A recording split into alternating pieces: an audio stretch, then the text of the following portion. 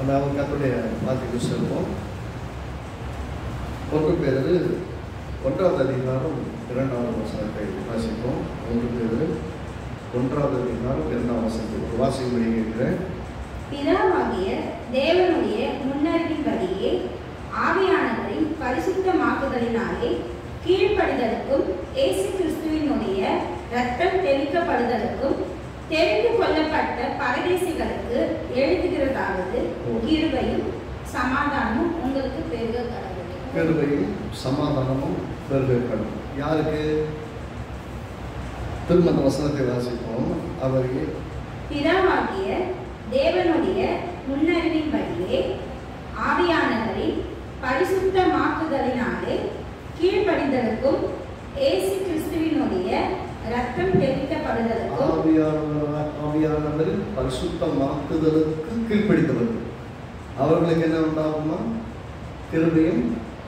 சற்று வழக்கமாக நான் அந்த வசனத்தை வாசித்து பிரசங்கம் பண்ணுவேன்.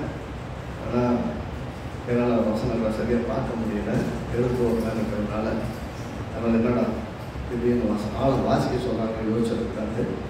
இன்றைக்கு கண்ணில் பிரச்சனை சொன்னதுனால சரியாக எழுத்து தெரியல, அதனால் வாசிக்க சொல்கிறேன். இதை எதுக்கு சொல்கிறேன் அப்படின்னா, ஒரு யூடியூப்பில் யாராவது பார்த்தாங்கன்னா என்ன புதுசாக வாசிச்சு சொல்ல சொல்கிறாங்க நினைக்கப்படாது கேட்டா அது அவங்களுக்கு காரணம் புரியுமா? சரி, இதில் 1 பேதுரு 1ஆம் அதிகாரம் 2ஆம் வசனம் சொல்லுது, ஆவியானவரின் பரிசுத்தமாக்குதலுக்கு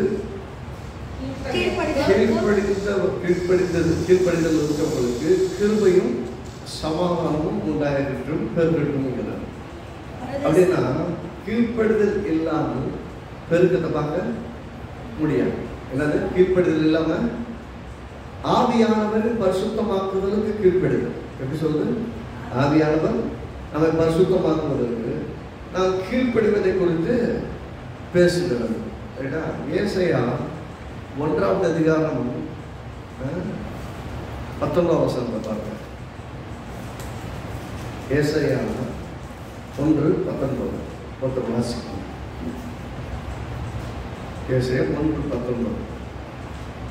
நீங்கள் மனம் பொருந்தி செவி கொடுத்தால் தேசத்தின் நன்மையை புசிப்பீர்கள்.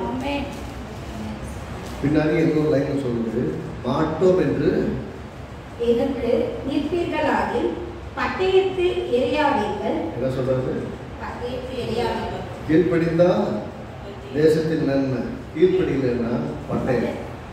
அப்படின்னா ஆசீர்வாதமாய் வாழ போகிறோமா அழிவை சந்திக்க போகிறோமாங்கிறது எங்க இருக்குன்னா, கர்த்தர் சொல்வதற்கு கீழ்ப்படிதல். ஆவியானவர் சொல்வதற்கு கீழ்ப்படிந்தால் கிருபையும் ஆசீர்வாதமும் நமக்குள்ள பெருகும். வித்தியாசம் புரியும். கர்த்தர் சொல்றாரு, நீ கீழ்ப்படிந்தேன்னா தேசமே உனக்கு திறந்திருக்கு. நல்ல கவனிக்கணும். தேவன் ஆதாமை உண்டாக்கி ஏவாளை உண்டாக்கி ஏதேன் தோட்டத்தை கீழ்ப்படிந்த வரைக்கும் அந்த தேசத்தின் நன்மை புசித்தார்கள். என்றைக்கு எதிர்த்து நின்றார்களோ உரிமை பட்டயத்தோடு ஒரு காவல்காரனை நிற்பாட்டி அவர்கள் வாழ வேண்டி அவர்களுக்கென்றே உண்டாக்கப்பட்ட இடத்தில் அவர்கள் துரத்தப்பட்டார்.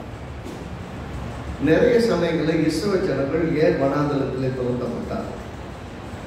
எத்தனை இடங்களுக்கு அடிமைகளாக கைதிகளாக எத்தனை தேசங்களுக்கு அனுப்பப்பட்டார்? ஒவ்வொருக்கும் பின்னாடி பார்த்தீங்கன்னா இந்த ஜனங்களுடைய கீழ்ப்படியாமை, தேவனை தேவன் என்று அங்கீகரிக்காமல் தேவனை நிராகரித்து தன் வாழ்க்கையின் இஷ்டத்தின்படி வாழ்ந்தது நிமித்தமாக கீழ்ப்படியல.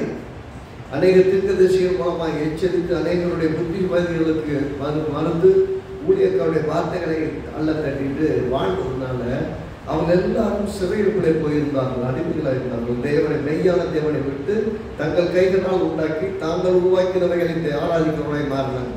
எப்பெல்லாம் அப்படி செஞ்சாலோ அப்பொழுதெல்லாம் தேவன் அவங்களை கைவிட்டார்.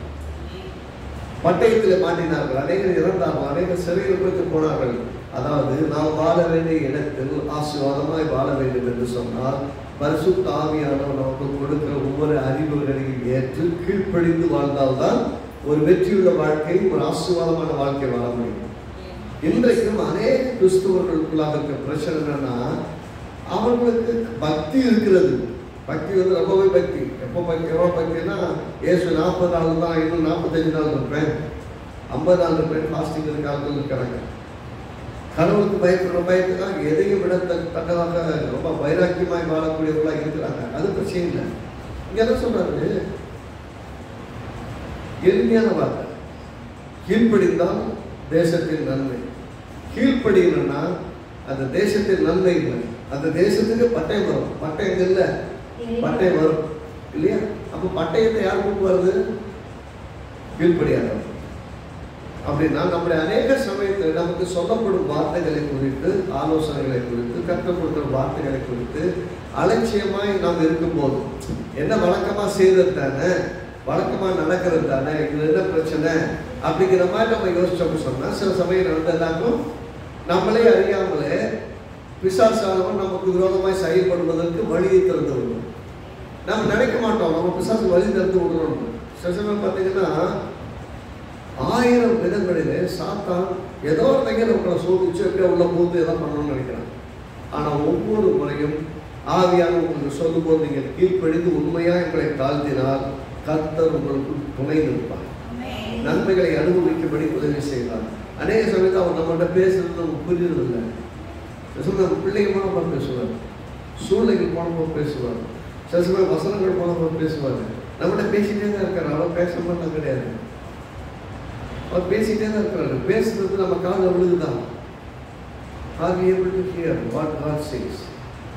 எப்போ நம்மளால தேவன் சொல்றது நமக்கு விளங்கலையோ, புரியலையோ, அல்லது கேட்கலையோ, கேட்கறது இந்த காதில் இல்லை, உள்ள இயேசு சொல்ற காதில் வந்து கேட்கிறவங்க இந்த காதில் நிறைய கேட்குறாங்க. இதுக்கெல்லாம் கீழ்ப்படுகிறாங்க. என்ன கீழ்ப்படுகிறாங்க? டாக்டர் சொல்றாரு இது வந்துருச்சு, இதெல்லாம் சாப்பிடாத, சாப்பிட்டேன்னா நீ அவ்வளோதாங்க. உடனே டாக்டர் சொன்னா அப்படியே கீழ்ப்படுகிறாங்க. ஒரு உலகம் எடுத்து மருத்துவனை கீழ்ப்படுகிறாங்க. பரம மருத்துவர் சொல்றாரு, உனக்கு வியாதி வந்துருச்சா கவலைப்படாத, நான் ஒரு பரிகாரியா இருக்கிறேன்னு சொல்றேன். ஆனா அவர் பரிகாரின்னு சொல்றதை நம்ப மாட்டோம். ஆனா யார் சொல்ற கரெக்டா ஃபீல் பண்ணுவோம்? டாக்டர் சொல்றத கரெக்டா ஃபீல் பண்ணுவோம். டாக்டர் சொல்ற வார்த்தைக்கு, மனுஷன் சொல்ற வார்த்தைக்கு இவ்வளவு முக்கியத்துவம் கொடுத்து நம்மை பாதுகாத்து கொண்டால் நம்ம உடல் ஆரோக்கியமாக இருக்கும்னு நினைக்கிறோமே, அதை விட இந்த உடலையே உண்டாக்கின மிகப்பெரியவராக இருக்கிறார். இதுக்கு என்ன செய்யணும்னு அவருக்கு நல்லா தெரியும். அதனால பயம் நம்மளுடைய உள்ள வாழ்க்கையில உள்ளத்துல மனசுல வரும்போது என்னால ஆவியானவரின் பரிசுத்தமாக்குதலுக்கு கீழ்ப்படுத்தல். அப்படின்னா ஆவியானவர் நம்மை பரிசுத்தமாக்குறாங்க. எப்படி பரிசுத்தம்னா? ட்ரெஸ்லையா அல்லது பேச்சலையா அல்லது வாழ்க்கையிலையா? எப்படின்னு யோசிச்சு பார்த்தீங்கன்னா, நம்மை கர்த்தருடைய வார்த்தைக்கு கீழ்ப்படுதலால் நமக்கு உண்டாகக்கூடிய மறுரூபம். போன வார்த்தை பார்த்தோம் இல்லையா? ரோமர்கள் 1வது அதிகாரம் 11வது அதிகாரம் 12வது அதிகாரம் 1வது 2வது பார்த்தோம். இந்த உலகத்திற்கு ஒத்த வேஷம் தெரியாமல் மனம் புதிதாகிறதுனாலே நீங்கள் மறுரூபம். Transformation how it will happen? எப்படி டிரான்ஸ்ஃபர்மேஷன் நடக்கும்? மாற்றம் எப்படி நடக்கும்னா கீழ்ப்படிதலால் தான் நடக்கும். இந்த உலகம் ஒன்று சொல்லுது, கர்த்தருடைய வார்த்தை ஒன்று சொல்லுது. உலகம் போகிறபடியே நானும் போனேன்னா உலகத்தோடு ஒத்து போகிறேன். இந்த பிரபஞ்சத்துக்கு ஒத்த சொல், உலகத்துக்கு ஒத்த வேஷம். ஆனால் இந்த வார்த்தைகளுக்கு நேர் எதிராக இருந்தால் வேற இல்லை. இன்றைக்கு கிறிஸ்துவத்தில் அவன் சொல்லுவதற்கெல்லாம் நேர் எதிராக செஞ்சாலே நிறைய விஷயம் பர்ஃபெக்ட் ஆகும். ஏன்னா கர்த்தரை பாருங்க, இயேசு கிறிஸ்து வாழ்ந்த காலத்தில் இயேசு கிறிஸ்து போதித்தது, இயேசு கிறிஸ்து செய்தது எல்லாமே இந்த நியாயப்பிரமாணத்தை உறுதியாய் பின்பற்றக்கூடிய பரிசேயர்கள், வேத பாரகர்கள் எல்லாருக்கும் கோபமும் வெறுப்பும் பயங்கர கடுப்பும் கிடந்துச்சு. ஏன்? கர்த்தர் இரக்கமுள்ளவர்னு இயேசு பார்க்கிறார், கர்த்தர் அன்புள்ளவர்னு பார்க்கிறார். அவருக்கு தெரியும், ஏன்னா அவரே தேவனாய் இருந்து மனுஷனா வந்திருக்கிறவர். அவருக்கு தெரியும் தேவன் அன்பாகவே இருக்கிறார். அன்பு தேவனிடத்துல தான் உண்டாயிருக்கு. ஆனால் இன்னைக்கு எப்படி சட்டத்திட்டாங்க பிடிச்சிட்டு இருக்கிறாங்க.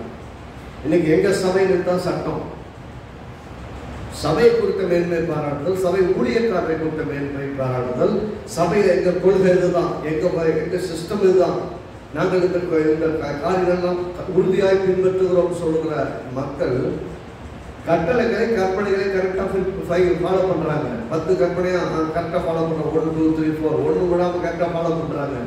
ஆனால் அன்புன்னு வரும்போது கூட இருக்கிறவர்களை குற்றவாளிகளாக்கி அவர்களை எப்படியாக நியாயம் தீர்த்து எப்படியாக குற்றவாளி கொண்டு ஏற்றி விடலாம்னு இவங்க யோசிக்கிறாங்க. அவர் கிருபை உள்ள தேவன். அவன்கிட்ட போய் நின்னா மன்னிக்கிறது மட்டுமல்ல, கழுவி சுத்திகரிக்க மட்டுமல்ல, சமுத்திரத்தின் ஆழத்திலே போட்டு அவர் மறந்துடுறாரு. ஆனா இங்க சுத்தி இருக்க யார் மறக்குதே? உங்களை குற்றவாளிகள் சொல்லிக்கிட்டே இருப்பாங்க. அதுதான் மனுஷீகம். என்றைக்கு ஒரு நல்ல விசுவாசியா இருக்கவங்க கர்த்தர் எப்படி அவங்களுக்கு காமிப்பாரு? நான் இரக்கம் உள்ளவரை இருப்பதை போல நீங்களும் இரக்கமாக, நான் அன்புள்ளவராய் இருக்கிறதை போல நீங்களும் அன்புள்ளவராய். நீங்கள் அன்பை விதைக்காமல் அன்பை அறுக்க முடியாது. நீங்கள் மன்னிப்பை விதைக்காமல் மன்னிப்பை பெற முடியாது. கர்த்தர் மட்டும் ஒருத்தர் மன்னிக்க சொல்றாருன்னா அந்த மன்னிப்புக்கு பின்னாடி என்ன இருக்கும் தெரியுங்களா? உங்களுடைய மன்னிப்பு சேர்த்துருக்கு. எப்படி ஜெபம் பண்ண கற்றுக் கொடுக்கிறார் இயேசு கிறிஸ்துடைய ஜெபம் கற்றுக் கொடுத்ததுலேயே கவனிச்சுக்க போதும். மற்றவருடைய குற்றங்களை நாங்கள் மன்னிக்கிறதை போலவே எங்கள் குற்றங்களை எங்களுக்கு அந்த ஜெபத்துல உங்களை முன்னாடி வச்சு நான் பர்ஃபெக்டானவரே அதனால என்ன ஆசீர்வதிங்கன்னு கேட்கறது கிடையாது. ஃபர்ஸ்ட்ல நீங்க போய் ஜெபத்தை பண்ண போகும்போது உங்கள் இருதயமே உங்களை குற்றவாளி என்று இருக்கக்கூடாதுன்னு கர்த்தர் பார்க்கிறாரு. என்கிட்ட வரும்போது எப்படி வரணும்? என்ன மாதிரியே வரணும். எப்படி என்கிட்ட வரும்போது கர்த்தர் எப்படி எதிர்பார்க்கிறாருன்னா, என்கிட்ட நீ ஜெபம் பண்ண வரும்போது எப்படி இப்படி ராஜ்யம் பரலோகத்தினுடைய சித்தம் செய்யப்படும் போல பரலோகத்திலே ஒவ்வொரு மனிதன் பாவங்களை அறிவிடும் போது கர்த்தர் மன்னிக்கிறார். நம்ம கிட்ட எப்படிப்பட்ட எண்ணம்? அதனால சொல்றாரு பரலோகத்துக்கு சித்தம் செய்யப்படும் உலகத்தை செய்யட்டும் சொல்றது மட்டும் கிடையாது, அதை நடைமுறைப்படுத்தும் போது இயேசு எப்படி ஜெபம் கற்றுக் கொடுக்கிறாரு? மற்றவருடைய குற்றங்களை நாங்கள் மன்னிக்கிறதை போலவே எங்கள் குற்றங்களை எங்களுக்கு. அப்போ குற்றங்களை மன்னிக்க ரெடியா இல்லாதவங்க தனக்கு மட்டும் மன்னிப்பு எப்படி எதிர்பார்க்க முடியும்? மற்றவருடைய குற்றங்களை ஹைலைட் பண்ணி மற்றவங்களையே குற்றவாளி என்று சொல்லிட்டு நீ சரியில்லை, உன்னாலதான் அந்த குடும்பம் கெட்டு போச்சு, நீ சரியில்லை, உன்னாலதான் அந்த வீடு நாசமா போச்சுன்னு சொன்னோம்னா நீங்க என்ன பண்ணிட்டு இருக்கீங்க? அவர்களுடைய பிரச்சனை அவர்களுக்கும் தேவனுக்கும். மனுஷனை பார்த்து உன்னாலதான் அந்த வீடு கெட்டு போச்சுன்னா நீங்க விசுவாசிக்காம போறது என்னன்னு கர்த்தர் கேட்பாங்க. எல்லாரும் மோசமா இருந்தாலும் அதை மத்தியிலையும் கர்த்தர் அவங்களுக்கு உதவி செய்யும். இஸ்ரவேல் ஜனங்கள் நல்லா கவனிங்க. அது ஒரு பிக்சரை மட்டும் ஒரு படத்தை மட்டும் பண்றேன். நான் சரியா பார்த்து வசனமா சொல்ல முடியல. இந்த வாரம் அடுத்த வாரம் வாசிக்கவே பார்ப்போம். இஸ்ரவேல் ஜனங்கள் எல்லாரும் அடிமைத்தனத்தில் இருக்கிறாங்க. 400 வருஷம் அடிமையில் இருந்துட்டாங்க. அது ஒருத்தருக்கு கூட என்ன இல்லைன்னா என் கர்த்தர் என்னை விடுவிப்பான நம்பிக்கையே கிடையாது. ஆனா முறையிட மட்டும் செய்யறாங்க. யாராவது காப்பாற்றப்படாதா, தேவனே என்ன காப்பாற்றப்படாதா, அவங்களை பத்தி நிறைய சொல்லிக்கிறாங்க. எங்களை காப்பாற்றப்படாதான்னு சொல்லிட்டு ஒரு பக்கம் ஜெபத்துல தேவனே எங்களுக்கு உதவி செய்யணும்னு கேட்கிறாங்க. ஆனா தேவனுக்காக ஆள் இருக்குன்னா, தேவன் காப்பாற்றுறதுக்காக ஆள் இருக்குன்னா அவனே சண்டை போறான். அவன் சொன்ன வார்த்தைக்கு ரெடி, மோசையோட வார்த்தைக்கு ரெடியாகவே இல்லை, கேள்வி கேட்கவே ரெடியா இல்லை. ஏன்? அவங்களுக்கு என்னன்னா விடுதலை ஆகணும், கீழ்ப்படி ரெடியா இல்லை. எப்பெல்லாம் மோசையை கொண்டு கர்த்தர் நிறைய விஷயங்களை சொன்னாலும் சொன்ன விஷயங்கள்லாம் சரியா கேட்கவே இல்லை. ஆனாலும் கர்த்தர் அவரோடு இருந்தார். காரணம் அவர்களுக்கு ராத்திரி பகல்லையும் இரவுலையும் காப்பாற்றுறதுக்கு மேக ஸ்தம்பம் அக்கினி ஸ்தம்பமா இருந்தாங்க. அது மட்டும் கிடையாது, எல்லா நாளும் டெய்லி காலையில் அவங்களுக்கு ஃபுல் டேக்கு அந்த சாப்பாடுக்கும் கொடுத்தார், தேவையான தண்ணீரை கொடுத்தார். ஒரு நாள் கூட அவங்க பட்டினியாக போடலை, ஒரு நாள் கூட கைவிடலை. அப்போ யோசிங்க, கீழ்ப்படியான ஒரு பெரிய கூட்டம், கத்தோட நடக்கவே மாட்டேன்னு போராடுற ஒரு கூட்டம். கடைசியில் கத்தருக்கே பொறுமை இழந்து மொத்த கூட்டத்தையும் அழிச்சிட்டாரு. போங்கடா, எட்டு போங்கடா, விசுவாசிக்க மாட்டேன்னு சொல்ல ஒருத்தன் கூட விசுவாசிக்க நான் கொடுக்குற தேசத்துக்கு போக மாட்டேன்னு சொல்லிட்டார். கடைசியில் என்னாச்சு? ஒருத்தன் கூட வாக்குத்தத்தத்தின் தேசத்துக்கு போகலை. இப்போ நான் ஆவியானவர் கூட இருக்கிறார். கடைசிக்காரங்க நல்லா கவனிக்கணும். ஒரு காலகட்டம் வருது, இனிமேல் நான் கூட போக மாட்டேன், வரமாட்டேன்,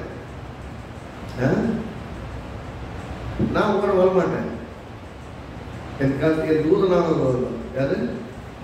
என் தூதனானவர் வருவார். உங்களுக்கு எத்தனையோ விஷயத்துக்கு கீழ்ப்படின்னு சொன்னேன், நீங்கள் கீழ்ப்படி ரெடியாகவே இல்லை. இது வரைக்கும் என்னை கோபம் ஊட்டி என்னை வெறுப்பேற்றின ஒருத்தர் கூட வாக்குத்தத்தத்தின் தேசத்தில் பிரவேசிப்பதில் என் பிள்ளைகள், எந்த பிள்ளைகள் போக மாட்டாங்க, எந்த பிள்ளையை காப்பாற்றுறதுக்காக நான் பலபடி அறிக்கை தரத்துக்கு போகிறேன்னு சொன்னாங்களோ அந்த பிள்ளைகள்லாம் வாக்குத்தத்தத்தின் தேசத்துக்கு போவாங்க, நீங்கள் போக மாட்டீங்கன்னா. நல்ல கவனிங்க, பட்டயம் சும்மா வரல. வாக்குத்தத்தம் பண்ணப்பட்ட தேசங்களுக்காக வீடிங்க. ஆனால் இவருடைய கீழ்ப்படியாமையினாலே பைபிளில் ரொம்ப அருமையாக அப்படியே சொல்லுது. யாரை வெறுத்தார் அப்படின்னு வேற சொல்லணும்னா, யார் கீழ்ப்படியவில்லையே அவங்களை வெறுத்தார் அப்படின்னா, கீழ்ப்படிதல் என்பது பரிசுத்த ஆவியார் நமக்கு சொல்லும் போது, இன்றைக்கு நிறைய இடங்களை பார்த்தீங்கன்னா இன்றைக்கு பரிசுத்த ஆவியார் உங்களுக்கு சொல்லுவதை நீங்கள் உணர்ந்தீர்கள் என்றால், இன்றைக்கு கீழ்ப்படித்தால் தேவனுடைய நன்மையை புசிப்பீர்கள். அப்ப நன்மை நமக்கு இல்லாமல் கிடையாது, நன்மை தேசத்துல இருக்கு. நீங்கள் மிகப்படுத்தி சொல்லலாம். நாங்கள் இதே இடத்துல குடியிருக்க வரும்போது ரோடாவே இல்லை, தெருவாவே இல்லை, பயங்கர பள்ளம், நடக்கவே முடியாது. மழை பெஞ்சுச்சுன்னா அப்படியே சகதி கூழ் மாதிரி இருக்கும் ரோட்லலாம்.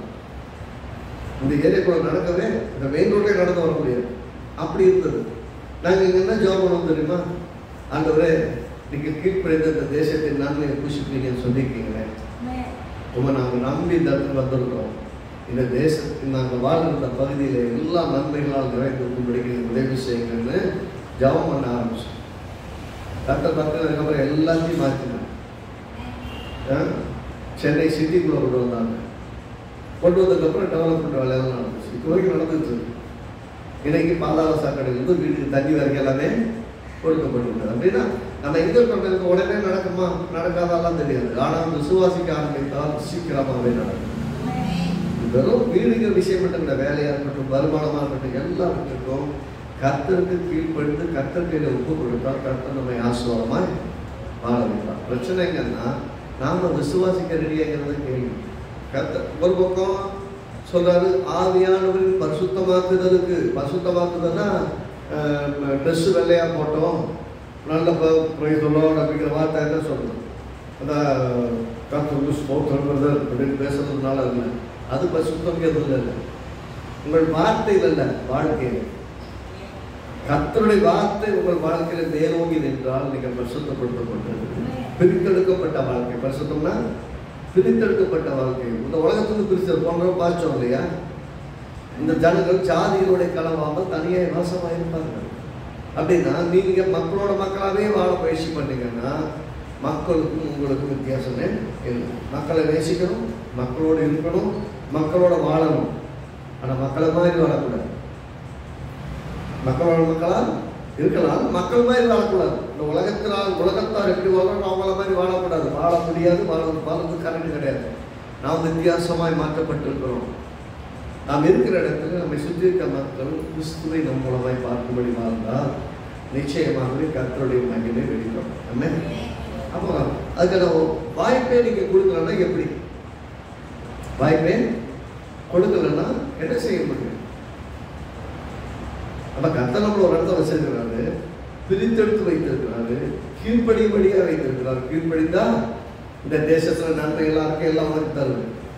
கீழ்ப்படியலன்னா பட்டயம் வந்துடும். பட்டயம் உள்ள கிடையாது. பட்டயம் எப்போ வந்துச்சு? ஆதாமுக்கும் ஏவாளுக்கும் பட்டயம் எப்போ வந்துச்சு? கீழ்ப்படியில. அவங்க ஆசீர்வாதமாய் வாழப்படி கொடுக்கப்பட்ட இடத்தை விட துரத்தப்பட்டாங்க. துரத்தப்பட்ட இடத்துல உள்ள வராதபடிக்கு பட்டயம் வைக்கப்பட்டது. அது வரைக்கும் பட்டயமெல்லாம் அவங்களுக்கு இல்லை. அப்போ நம்முடைய வாழ்க்கையில கர்த்தருடைய ஆவியானவர் நமக்கு சொல்லும் போது நம்ம கீழ்ப்படிந்து அர்ப்பணித்தால் ஆசீர்வாதமாய் நாம் வாழும் இடத்திலே வாழலாம். நம்முடைய குடும்பத்தில் அநேக தடுமாறுவார்கள், விசுவாசிக்க மறுப்பார்கள். விசுவாசிக்கிறவர்களுக்கு இன்னும் முட்களை போல, நெருஞ்சலை போல வேதனைப்படுத்தவர்களாக அநேக சமயங்கள் நம்ம குடும்பத்திலேயே இருப்பாங்க. அவங்கள பார்த்துக்கிட்டே இருந்தீங்கன்னா, இவங்களால தான் எல்லாம் போச்சு, இவங்களால இப்படி ஆகி போச்சுன்னு சொல்லிட்டு இருந்தீங்கன்னா, உங்கள் தேவனால் செய்ய முடியாதது இவங்க என்ன செஞ்சிட போறாங்க? உங்கள் குடும்பத்தில் இருக்கிற யாராவது ஒருவர் அவிசுவாசியாக இருந்து உங்கள் விசுவாசத்தின் ஒவ்வொரு முயற்சியும் கெடுக்கிறவர்களாக இருந்தால் அவர்களை பார்க்காதீங்க. என் கர்த்தர் தெரியும். 1000 தடைகள் இருந்தாலும் தடைகளை மாற்ற நல்லது. ஆமாம், அவங்க அவிசுவாசமாக இருக்காங்க, ஆனால் நான் விசுவாசிக்கிறேன். நான் விசுவாசிக்கிறேன், இதை செய்ய முடியும், நான் விசுவாசிக்கிறேன். என் கூட விசுவாசிக்க ஒருத்தருமே இல்லாமல் சரி, என் தேவன் என் கூட இருக்கீங்க. நான் இந்த பிரச்சனையிலிருந்து வெளியே வருவேன், இந்த நெருக்கத்திலிருந்து வெளியே வருவேன், இந்த வியாதியிலிருந்து வெளியே வருவேன், இந்த தேவைகளிலிருந்து வெளியே வருவேன். என் சூழ்நிலைகளை விட என் தேவன் பெரியவர். என் சூழ்நிலைகளை விட என் தேவைகளை பார்த்து கர்த்தர் பெரியவர். என் சூழ்நிலைகளை விட என் கர்த்தர் பெரியவர். அந்த பார்வை என்னைக்கு ஒரு விசுவாசிக்கு வருதோ அந்த ஆள் என்ன பண்ணியிருக்காங்கன்னா பரிசுத்த ஆவியானவருடைய சத்தத்துக்கு கீழ்ப்படுத்தி தங்களை அர்ப்பணித்துக் கொண்டிருக்காங்க. அப்ப நீங்க அர்ப்பணிக்காம வாழ்க்கை மாறாது. அர்ப்பணிக்காம ஒரு புதிய மாற்றத்தை பெற முடியாது. 2 வருஷத்துக்கு வாசிச்சதுல நீங்க பார்த்தா, ஒண்ணு பரிசுத்தமாகுதலுக்கு, பரிசுத்தாவியானவர் பரிசுத்தமாகுதலுக்கு கீழ்ப்படுகிறவர்களுக்கு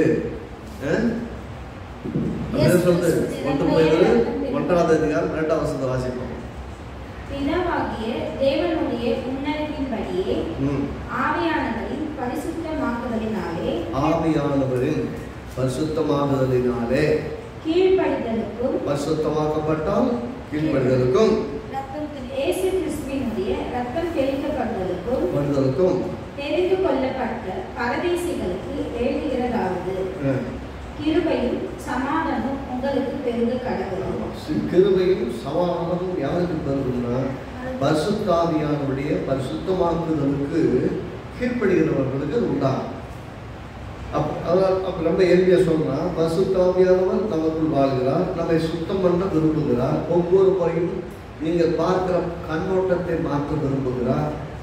அப்பெல்லாம் நீங்க என்ன பண்ணணும்? கர்த்தருடைய வார்த்தையின்படியே எனக்கு நடக்கும், நான் பார்க்கிறபடி என் சூழ்நிலைப்படி நடக்கிறார், கர்த்தர் இதை செய்வார் அப்படிங்கிறத பார்க்கறதுக்கு உதவி செய்யும் போது என்ன பண்ணுவீங்கன்னா, உங்கள் எண்ணங்கள் என்ன சொல்லும்? கண்ணு நடக்கிற பிரச்சனையா பார்ப்போம். உங்களுடைய ஆவியானவர் சொல்லுவாரு, இது எல்லாம் மாற்ற தேவையில்லை. உங்க ஆவியானவர் எப்படி பேசிட்டு இதெல்லாம் கர்த்தருக்கு ஏமாத்தவங்களுக்கு கர்த்தருக்கு உதவி செய்ய முடியாது, கர்த்தரவங்களுக்கு உதவி செய்ய முடியாது. அது தைரியமா கர்த்தரவங்க உதவி செய்வார்னு உள்ள ஆவியானவர் பேசிட்டு இருப்பார். எப்ப ஆவியானவர் சத்தத்துக்கு கரெக்டாக செவி கொடுத்து விசுவாசித்து கீழ்ப்படி ஆரம்பிக்கிறோமோ, தேசத்தில் உள்ள நன்மைகள் நம்ம இருந்து சேரும். இல்ல கர்த்தாவை நீங்க சொல்றீங்க, ஆனா நம்ம நம்ப முடியாது.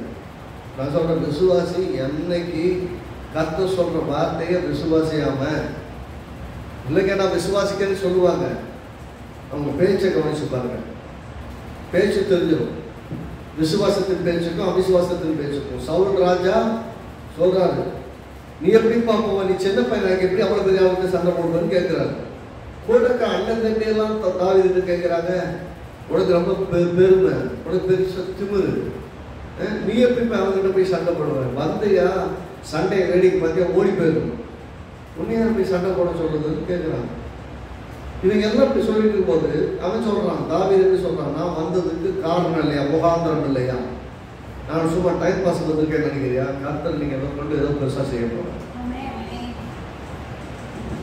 அண்ணன் நம்பியை நம்பல, அந்த தேசத்தின் ராஜாவே நம்பல, ஆனா இவன் ஒருத்த மட்டும் நம்புறான், என்னால முடியும். ஒருத்த கூட விசுவாசிக்க ரெடியாது. அந்த மொத்த சமஸ்த இஸ்ரவேல் தேசத்துலையும் ஒரு ஆள் கூட விசுவாசிக்க ரெடியாக இல்லை. என் கூட தேவன் இருக்கிறான், இந்த ராட்சசனை மாத்திரம் சொல்றதுக்கு ஆளே கிடையாது.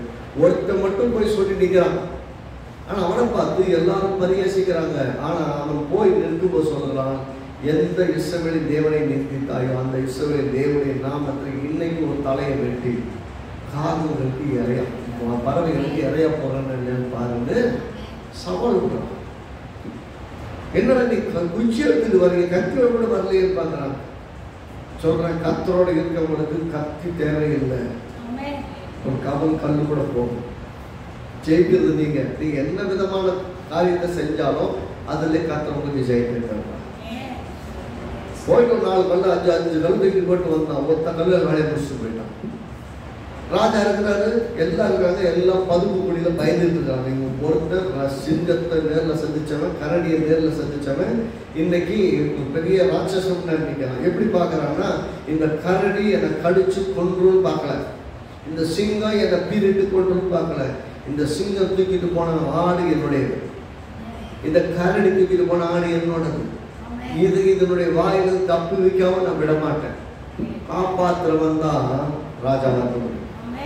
சிங்கத்தின் வாயிலிருந்து ஆட்டை காப்பாற்றுறவங்களும் கரடி வாயிலிருந்து ஆட்டை காப்பாற்றுறவங்க தான் ராட்சசன் கிட்ட இருந்து நாட்டை காப்பாற்ற முடியும்னு கத்துறது தெரியும். அவன் எப்படி பார்த்தாலும் இது வந்து வெறும் மாம்ச பிண்டம், வெறும் உடம்பு. வானத்துக்கு கீழே நின்று இருந்ததுனால தெரியுதா, என் கூட இருக்க தேவன் வானாதி வானங்கள் கொள்ளாதீங்க. வானமுடைய சிங்காசனம் பூமியுடைய பாதப்படி இவன் ஏமாத்திரம் இப்படியே சொல்லிட்டு போறேன். இந்த ராட்சசன் ஏமாத்திரம், இந்த பெலிஸ்தன் ஏமாத்திரம். நான் உடன்படிக்கையின் பிள்ளை. உங்களால் அப்படி பேச முடியுதா? வெற்றி அநேக சமயத்தை உங்களை கையை விட்டு போக காரணம் வெற்றியின் வார்த்தைகளை சொல்லவே முடியாத சமயத்தில் சொல்றது தான், நம்பவே முடியாத நேரத்தில் மறுக்கிடுவது தான். நான் இதை பெறுவேன் என்ற நிச்சயம் நமக்குள்ள இருந்ததுன்னா நிச்சயமாய் பெற்றுக்கொள்வேன். அப்படின்னா தாவீது போல தன் சூழ்நிலைகளை பார்க்காமல் தன் கூட யார் இருக்கிறான்னு பார்க்கிறவங்க தான் எல்லா நன்மைகளையும் பெற்று வாழ்வார். நம்ம காரணம் ரொம்ப கஷ்டமாலாம் கிடையாது, காரணம் ரொம்ப சிம்பிள். என் கூட இருக்கிற ஒருத்தர் கூட விசுவாசிக்கிறேன், ஆனால் நான் விசுவாசிக்கிறேன். எப்படி? உங்க குடும்பத்தில் உங்களோட யாருமே இல்லை, யாருமே விசுவாசிக்கல, நீங்க ஒருத்தர் தான் விசுவாசின்னா ஒரு மனிதனுடைய விசுவாசம், நான் இப்படி சொல்ல போனேன், ஒரு மனிதனுடைய பாவம் முழு உலகத்தையும் பாவிகளாய் மாற்றினது. ஒரு மனிதனுடைய கீழ்ப்படுதல், இயேசுடைய கீழ்ப்படுதல் எல்லா மனுஷனுக்கும் ரட்சிப்பு உண்டானது. நான் சொல்றேன், உங்களுடைய கீழ்ப்படுதல் உங்கள் மொத்த குடும்பத்துக்கும் ரட்சிப்பாய் முடியும்.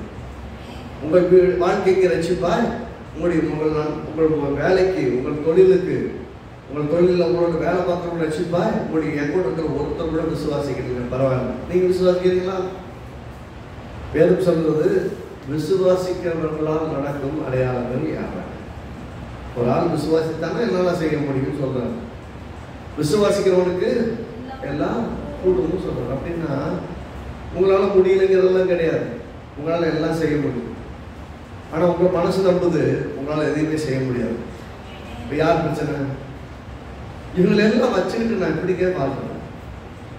அவங்கள பார்க்காதீங்க, பார்த்தீங்கன்னா உங்களுக்கு விசுவாசம் கூட போயிடும். நான் சொல்றேங்க, மொத்த குடும்பத்தில் ஒருத்தரோட விசுவாசிக்கலனாலும் ஒரே ஒரு விசுவாசி வீட்டில் இருந்தால் போதும், அந்த வீடு கட்டப்படும், அந்த வீடு ஆசீர்வதிக்கப்படும், அந்த வீடு எடுப்பிக்கப்படும். அந்த வீட்டில் அந்த மகனோ பிள்ளையோ அது யாரோ விசுவாசிக்கிறாங்கன்னா அவருடைய விசுவாசத்தை தேவன் கனப்படுத்துவார். எது கனப்படுத்துவார் தெரியுங்களா? உங்க கூட தேவன் இருந்து செய்யறது எல்லாருக்கும் அவிசுவாசத்துல இருக்க எல்லாருக்கும் தெரியுங்கிறதுக்காக. இவங்களால தான் என் குடும்பம் கெட்டு போச்சு நீங்க பேச ஆரம்பிச்சீங்கன்னா நான் என்ன சொல்வேன்னா, உங்கள் தேவனால் உங்களுக்கு நன்மை செய்ய முடியாது என்பதை ஆழமாய் விசுவாசிக்க ஆரம்பிக்கிறேன். வித்தியாசம் புரியுதா? உங்களோட தேவன் இருக்கிறாரு, உங்கள் தேவனால் உங்களுக்கு ஒன்றும் செய்ய முடியாது, ஏன்னா அவிசுவாசிகள் எப்படி இருக்காங்க அப்படின்னு பார்த்தீங்கன்னா நல்லா கவனிக்கணும். கர்த்தர் உங்களை பரிசுத்தமாக்குறார், உங்களை புதுசாக்குறாங்க. இல்லை இவங்க எல்லாருமே சரியில்லைனாலும் சரி, நான் விசுவாசிக்கிற தேவன் என்னை ரட்சிக்க வந்தாங்க. என் மூலமா இந்த வீட்டை காப்பாற்றுவார், என் மூலமா இந்த நாட்டை காப்பாற்றுவார். நான் சொல்றேன், விசுவாசித்த ஒரு தாவீதுனாலே மொத்த இஸ்ரவேலை காப்பாற்ற கர்த்தரால் முடியும் என்று சொன்னால், உங்களுடைய விசுவாசத்தினாலே உங்களை மட்டுமல்ல, உங்கள் நாட்டையும், உங்கள் வீட்டையும், உங்கள் குடும்பத்தையும், உங்கள் எல்லா எதிர்காலத்தையும் கர்த்தரால் காப்பாற்ற முடியும். உங்க வாழ்க்கைய யாரோ ஒருத்தர் கெடுத்துவாருன்னு நீங்க நினைச்சீங்கன்னா அப்படி உங்கள் தேவன் யார்? உங்கள் காலங்கள் அவருடைய கையில் இருக்கு. உங்களுடைய எதிர்காலத்தில் யார் கையில் இருக்கு? எந்த அப்பா அம்மா கையிலையும் கொடுக்கல, எந்த அப்பா யார் கையிலையும் கொடுத்துடல. கர்த்தர் கணவன்கிட்ட கொடுத்தல, மனைவிட்டையும் கொடுத்தல. நான் சொல்றேன், இவங்க எல்லாருமே ஒரு நாள் இல்லாமல் போயிடுவாங்க. ஆனா என்னைக்கும் ஒருத்தர் இருப்பார் கூடவே. அவர் உலகத்தின் முடிவு வரைக்கும் சகல நாட்கள் நான் உங்களோடு இருப்பேன்னு சொன்னவங்க ஒருத்தரோடு இருப்பார். அம்மா இல்லை, அப்பா இல்லை, நான் அனாதையா இருக்கேன், எனக்கு உதவி செய்ய யாருமே, கர்த்தர் ஒரு கூட இருக்கிறார். கர்த்தர் அவர் எடுத்துட்டு போவார். அவங்க வீட்டுக்கு ஆண்டவரை எனக்கு யார் இருக்காங்க, நீங்க இருக்கீங்கப்பா போதும், எந்த உயர்த்த நீங்க போதும் சொன்னீங்கன்னா கர்த்தர் நிச்சயமாய் உங்களை உயர்த்துவார். இது எங்கிருந்து வருதுன்னா, எப்போ உங்க சூழ்நிலைகளை பார்க்காமல் ஆவியான உங்களுக்கு சொல்லுகிறதை விசுவாசித்து அவர்களுடைய எண்ணங்களை, வார்த்தையை, செயலை பரிசுத்தப்படுத்தும் போது கீழ்ப்படுகிறீங்களோ, அவர்களுக்கு கிருபையும் சமாதானமும் பெருகும். உங்களுக்கு கிருபை பெருகுமா? கிருபைனா தகுதி இல்லாதவனுக்கான ஆசீர்வாதம். கிருபைங்கிறது தகுதி இல்லாதவனுக்கு ஆசீர்வாதம். சமாதானம்னு சொன்னா எல்லாத்தையும் இழந்து போய் பரிதி வைத்து நிற்கிறவங்களுக்கு மனதுக்கு யோசிக்கிறதுக்கு மேல ஒரு பெரிய தேவ சமாதானம். இல்லை எனக்கு அப்பா இருக்கிறார், என் தேவன் பார்த்துக் கொள்வார்கள் நம்புறதுக்கு கிருபை இருக்கும். அதனால பெரிய சமாதானம் இருக்கும். அப்போ உங்களுக்கு கண்டிப்பாக பெருக்கும். கிருபையும் சமாதானம் பெருக ஆரம்பிச்சுன்னா உங்களை தடுக்கவே முடியாது. கிருபையும் சமாதானமும் நம்ம மனசு கத்தரை நம்பி தைரியமா இருக்குன்னா மனசு சமாதானமா இருக்கும். மனசு சமாதானமா இருந்தால் நீங்க பார்க்கறது தான் வித்தியாசமா இருக்கும். அந்த டென்ஷன்ல பார்த்தீங்கன்னா நல்லது கூட கெட்டதான் தெரியும், நல்லவங்க கூட கெட்டவங்களாம் தெரியும். உங்களை சுற்றி இருக்கிற எல்லாரும் உங்கள் எதிராளிகளை போல காணப்படுவாங்க. படுத்தா நம்மளை எல்லாரும் கொண்டுருவாங்களோன்னு யோசிப்பீங்க. உங்கள் மனசு அப்படியெல்லாம் சொல்லும். நீங்கள் என்ன வேணாலும் பண்ணிடுவாங்கன்னு சொல்கிற கத்தர் உங்களை பாதுகாத்து கொண்டிருக்கிறார். கத்தர்கள் நீங்கள் இருக்கீங்க, ஒரு தீங்கு வராது, ஒரு தீங்கு வர விட மாட்டார் அப்படின்னு விசுவாசிக்க ஆரம்பிச்சா உங்கள் விசுவாசத்தின்படியே உங்களுக்கு நடக்கும். கேஸ் எங்கெல்லாம் சொன்னாரு, நீ விசுவாசித்தபடியே உனக்கு. அப்போ எதை விசுவாசிக்க போறீங்க? பட்டயம் விசுவாசிக்க போறீங்களா? தேசத்துல நன்மையை புசிப்பேன் விசுவாசிக்க போறீங்களா? நீங்க நான் சொல்றேன் சொல்லி முடிக்கிறேன். நீங்க எங்க வெட்கப்படுறீங்களோ, எங்க அவமானத்தை சந்தித்துக் கொண்டிருக்கீங்களோ, எந்த வாழ முடிய தவிர்த்து கொண்டிருக்கீங்களோ, இனிமேல் இந்த வாழ்க்கை குறித்து ஒரு நம்பிக்கையே இல்லைன்னு சொல்லிட்டு இருக்கீங்களோ, அங்கே கர்த்தர் உங்கள் தலையில உயர்த்தி வாழலாம். ஒன்றே ஒன்றுதான், கர்த்தர் இதை செய்வார் என்பதை விசுவாசிக்கிறீர்களா? ஆமென் என்று சொன்னீங்கன்னா அது விசுவாசிக்கிறேன்னு அர்த்தம். விசுவாசித்தீங்கன்னா அதையே பேசணும். நம்புற பார்க்கறதுக்கு மேல என் தேவன் மாற்ற வரலாம். விசுவாசிக்கிற என் தேவன் பெரியவர், எனக்கு பெரிய காரியங்களை செய்வார் என்பதை விசுவாசிக்கும் பேசவும் ஆரம்பித்தால் கர்த்தர் உங்களுக்காக எல்லாத்தையும் செய்து முடிப்பார். அப்படின்னா தேசத்துல பட்டயத்துக்கு பதிலாக ஆசீர்வாதம் உண்டாகும், நன்மை உண்டாகும். பட்டயம் வரும் நம்பினீங்கன்னா கவலைப்படாதீங்க, கண்டிப்பா வரும். இல்லை இப்படியே இருந்தால் நான் ஒன்றும் நாசமாக போயிருந்தேன், கெட்டு போயிருந்தேன், எல்லாத்தையும் எனக்கு நான் ரோட்டில் நிற்பேன் அப்படின்னு பேச ஆரம்பிச்சிங்கன்னா கவலைப்படாதுங்க, வந்துடுவீங்க ரோட்டுக்கு. ஏன்னா நீங்கள் தான் சொல்லிட்டீங்களே நான் எங்கே போக போகிறேன்னு நீங்கள் முடிவு பண்ணிட்டீங்கன்னா உங்களுக்கு நீங்கள் விசுவாசத்தைப்படி உங்களுக்கு நான் வேலை சொல்ல முடியும். எதை விசுவாசிக்கிறீங்கிறது ரொம்ப ரொம்ப முக்கியம். நான் கீழ்ப்படிய போகிறேன். எதுக்கு? இந்த உலகத்தில் மக்கள் சொல்கிறபடி போக போகிறதில்ல, கர்த்தர் சொல்கிறபடி போக போகிறேன். ஆவியான சொல்கிறபடி போக போகிறேன். ஆவியானவருக்கு என்ன ஒப்பு கொடுக்க போகிறேன், கீழ்ப்படிய போகிறேன், கர்த்தருடைய வார்த்தைக்கு கீழ்ப்படிய போகிறேன். என் சூழ்நிலை கீழ்ப்படியில, நான் பார்க்கறதுக்கு கீழ்ப்படியில, கர்த்தருக்கு கீழ்ப்படிய போகிறேன். ஆவியான சொல்றதுக்கு கீழ்ப்படிய போகிறேன். தேவனால் என்னை ரட்சிக்க வல்லவர், என்னை உயர்த்த வல்லவர், இந்த நெருக்கத்தில் என்னை விடுதலையாக்க வல்லவர், என்னை சுகமாக்க வல்லவர்னு விசுவாசிக்க போறேங்கிறத உறுதியானிக்க ஆரம்பிச்சிங்கன்னா ஜெயிக்க ஆரம்பிச்சிங்கன்னா விசுவாசிக்கிறவங்களுக்கு எல்லாம். ஆகவே இந்த வாரத்தில் இந்த தியானிக்க ஆரம்பிக்கும் எதெல்லாம் கர்த்தரை கீழ்ப்படிய சொல்லுகிறார் அதை கவனிச்சு பாருங்க. குடும்பத்தில் வாழ்க்கையில் எங்க கர்த்தர் சில விஷயத்தை இல்லை இப்படி நான் பார்க்கக்கூடாதா, இப்படி பார்க்கணும், கர்த்தருடைய வார்த்தையின்படி வாழ்க்கையை பார்க்கணும், கர்த்தருடைய வெற்றியின் அடிப்படையில் நாம் எதிர்காலத்தை பார்க்கணும், சூழ்நிலையை பார்க்கணும் அப்படிங்கிற கற்றுக் கொடுக்கும் போது கர்த்தாவே என் மனசு நடந்தாலும் யோசிக்கிறேன், மன்னிச்சுக்கிறேன், நான் இவங்க சொல்றபடியே நான் பார்க்கிறேன் என்று ஒப்பு கொடுத்தால் கர்த்தர் சொல்றேன், உங்க வீட்டில் உங்கள் கருத்துக்களை சுற்றி இருக்கிற எல்லாரும் உங்களை பார்க்கும்போது நீங்க விசுவாசித்த விசுவாசத்தின் பலன்களை அவங்களை அனுபவிக்கும் போது கூட இருக்கிறவங்களே அவிசுவாசமா இருக்கிறவங்க விசுவாசிகளை மாறுறாங்க. நீங்க அவங்களுக்காக பார்த்தீங்கன்னா அவங்கள மாற்ற முடியாது. நீங்க மாறிடுவீங்க, நீங்க கெட்டு போயிருவீங்க, நீங்க தேவையில்லாத விஷயங்களை தந்துருப்பீங்க. நீங்க விசுவாசிக்கணும். நம்பவே வழி இல்லாத போதும் நம்பிக்கையோட காத்திருந்த ஆபிரகாம் எல்லாத்தையும் பெற்றுக்கணும். நம்புவதற்கு எது இல்லாமல் நீங்க நம்புவதற்கு எது இல்லாமல் நம்பும் கர்த்தர் நிச்சயமாய் ஆசீர்வதிப்பார்.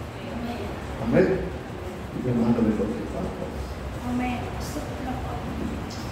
இதெல்லாம் பிதாவே நான் உங்களுக்கு துதிக்கிறேன்.